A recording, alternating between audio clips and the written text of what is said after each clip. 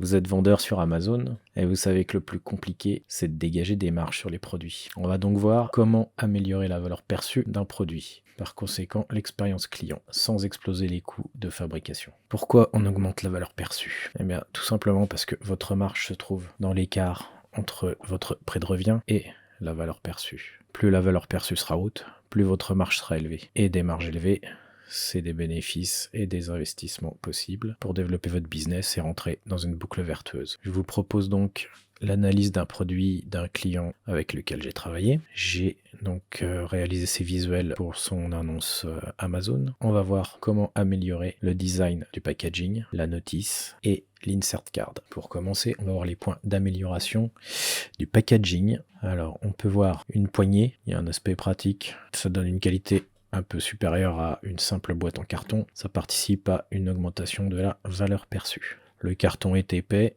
résiste aux déformations, la boîte est relativement compacte et permet de réduire l'encombrement. Les points à améliorer. On a un logo couleur imprimé sur fond noir. On voit que l'encre couleur n'est pas assez couvrante. On a un effet estompé et dénaturé du logo. On va avoir des problèmes simplement de lisibilité et de reconnaissance du logo. On a un sigle noir sur noir, donc une impression noir sur noir. Soit c'est une erreur de l'imprimeur ou du fabricant, soit c'était dans le fichier de conception et c'est juste à supprimer. On a des incohérences au niveau du design de marque. On a les couleurs du logo, un design générique noir. Le logo à lui seul ne suffit de toute façon pas à donner une identité de marque à un packaging et on voit qu'il n'y a pas d'unité graphique globale. Il faudrait repenser le design pour qu'il fonctionne avec une impression en une seule couleur, donc soit du noir ici.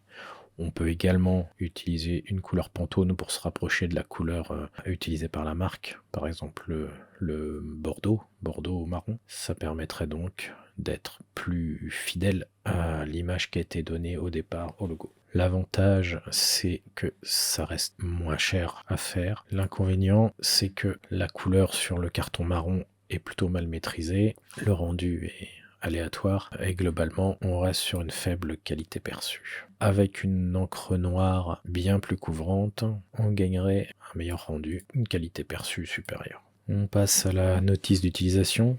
On est sur un produit simple d'utilisation avec un positionnement premium, typiquement des cadres en télétravail. Il serait donc plutôt bienvenu d'avoir une notice dédiée et professionnelle. L'impression sur le carton brut, effectivement, ça permet de faire des économies. On pourrait argumenter qu'il y a un petit côté écologique. Malgré tout, ça sent un petit peu trop l'économie. Au final, inconsciemment, le client va se sentir négligé et donc une baisse de la valeur perçue du produit par le client. Une solution, ça peut être tout bêtement de grouper la notice avec l'insert card, de faire un petit livret de une feuille à 4 pliés en deux par exemple. C'est possible parce qu'on a une notice relativement courte. L'avantage, c'est que la plupart du temps, l'insert card finit à la poubelle ou directement oublié dans le packaging. Si la notice se trouve avec, ça incitera déjà plus le client à la conserver. Donc il conservera la notice et l'insert card. Donc à l'intérieur du carton, qu'est-ce qu'on trouve? Donc plutôt positif, tout tient sans problème, sans forcer sur le carton.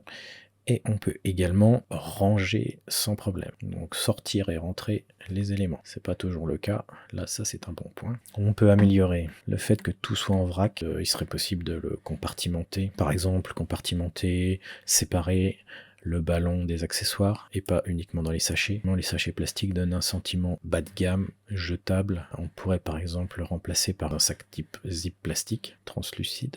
Maintenant, on va voir le produit en lui-même, le ballon. Donc les points positifs, on a une housse textile qui recouvre le ballon, qui a un rendu très qualitatif. Ça donne une excellente intégration dans un bureau, un salon, ce qui est cohérent encore une fois avec la clientèle cible et l'utilisation qui est prévue, typiquement des cadres en télétravail, mais ça peut également fonctionner en entreprise. C'est plutôt cohérent. Donc après le déballage, le produit est plutôt qualitatif. Ce qu'il faudrait améliorer, c'est le ballon gonflable donc, qui est à l'intérieur de la housse, le ballon gonflable bleu. Il rappelle vraiment les ballons qu'on trouve pour les ballons de gym, de fitness qu'on trouve chez Decathlon qui sont 3-4 fois moins chers. Alors c'est sûr, une fois assemblé avec la housse, il est invisible, mais pour le client qui l'a assemblé, il le voit lui. Et il va avoir un ressenti moins qualitatif. Donc on pourrait par exemple imaginer le même genre de ballon, mais avec une couleur gris foncé par exemple, plutôt neutre, plutôt discrète. L'étiquette cousue, c'est plutôt une bonne idée. Le seul petit problème, c'est que ça donne vraiment un placard, un peu trop voyant. C'est la signature des marques plutôt bas de gamme, à l'opposé d'une marque premium qui jouera sur la discrétion. Une solution intéressante pourrait être de s'inspirer de ce qu'on peut voir par exemple sur les jeans Levi's. Une étiquette plus discrète, mais qui restera malgré tout visible, qu'elle soit avec une dominante blanche ou une autre couleur. L'insert card. On a une carte qui est uniquement dédiée à la collecte de commentaires avec une pub Amazon. C'est ni le bon moment, ni la bonne stratégie. Ça intervient trop tôt dans le parcours client. Le problème, c'est que c'est propice à attirer les commentaires négatifs, car c'est le seul moyen que le client a de contacter la marque s'il est mécontent pour une raison X ou Y, et au final, son mécontentement va se retrouver dans les commentaires Amazon.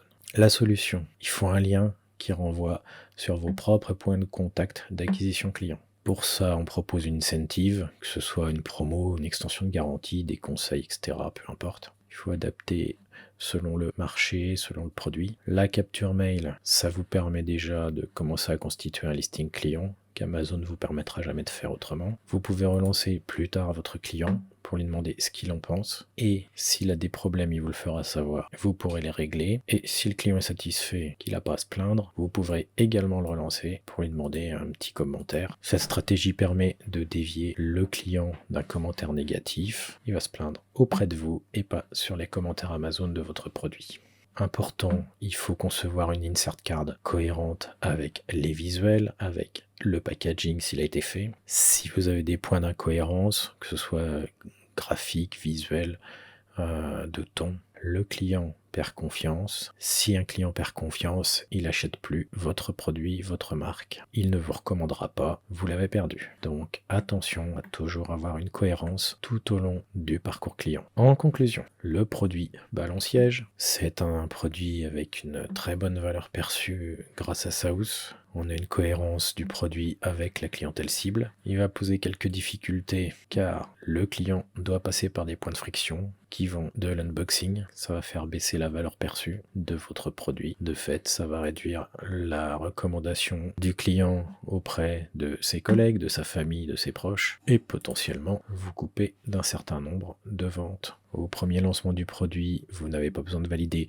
tous les points vus dans cette étude de cas. Donc pour moi, je vous suggère les deux principaux. Les visuels conçus pour convertir, c'est l'entrée de votre parcours client. Sans ça, tout ce qui suit ne sert à rien. Si vous n'avez pas un visuel qui va permettre d'attirer l'attention, puis les visuels de l'annonce qui vont servir à convertir, tout ce que vous aurez fait jusque-là, vous pouvez avoir le meilleur produit, ça servira à rien. L'insert card, ça va vous permettre d'étendre l'expérience client et surtout de gagner sa confiance. Vous pourrez à partir de là commencer à développer une vraie marque. Ça permettra de sécuriser votre business, rassurer vos clients, conserver leur confiance. Donc ça, c'est les deux points principaux. Et ensuite, le packaging et la notice, vous pouvez vous en préoccuper lors d'une future appro si vous n'avez pas les moyens au lancement. Ça peut largement attendre, c'est pas le principal. Ça va effectivement grandement participer à votre image de marque, mais dans un second temps. Vraiment assurer le début, l'acquisition de vos premiers clients et gagner leur confiance. C'est l'essentiel. Les points évoqués peuvent vous sembler anecdotiques au premier regard, mais en réalité, ces détails sont ce qui fera la différence entre un produit dont vous aurez du mal à écouler les stocks et un produit rentable que vous devrez approvisionner régulièrement. Ce serait dommage de s'en priver quand le coût de fabrication n'est pas impacté. Pour ça, faites la différence entre la conception, dans laquelle on investit une fois, et la fabrication, qui, elle, dépend d'une bonne conception pour être optimisée et réduire les coûts. Voilà ce que j'avais à dire pour ce produit. Si vous avez des questions, des remarques, partagez-les en commentaire. Et je vais, moi, de mon côté, travailler à la prochaine vidéo. Merci d'avoir suivi jusqu'ici. Et à bientôt pour la vidéo suivante.